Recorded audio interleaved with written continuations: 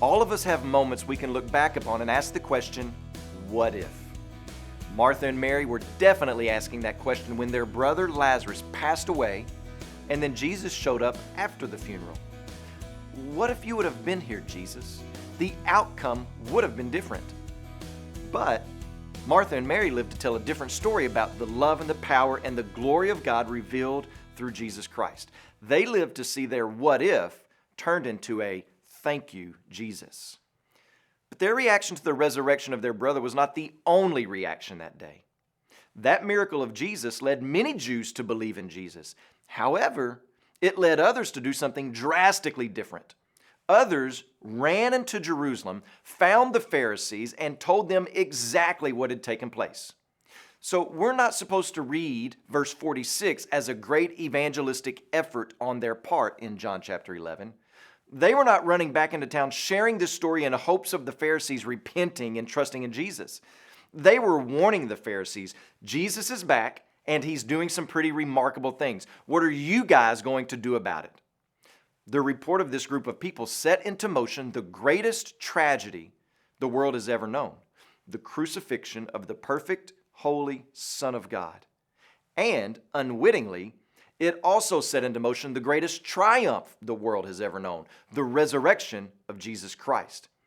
How is it that one event can accomplish such polarizing goals? Well, this can only be explained by the doctrine of the providence of God.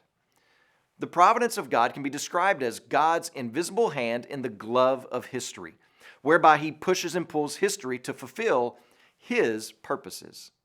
Since God is all-powerful and all-knowing, His reign is not in competition with Satan's. He rules over him. Satan is a pawn, a subordinate to God.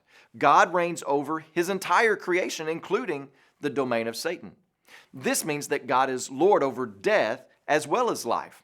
He rules over pain and sickness just as much as He rules over prosperity and health. He rules over and through the plans of the wicked as much as He rules over the plans of the righteous. If God were not all sovereign, reigning over pain and sickness and the plans of wicked men, then what solid hope would we have? We wouldn't have any. It would all be wishes and best bets. It would mean living in a world where the Father's hands were tied by fate or coincidence, and the outcome would be completely unknown. He would not be mighty to save. But as we've seen through John chapter 11, God is not removed nor overwhelmed by our suffering. Rather, suffering and grief are contained within the realm of His providential reign. And in our passage for this week, the remainder of this week, we see how this even affects His own Son. So get familiar with John chapter 11, verses 45 through 57 today, and get ready to walk through it day by day this week. When you pray today, please pray for Kendra Barnett, our missionary in Romania. And also remember the Ukrainian LifeWord broadcast that's heard in the Ukraine.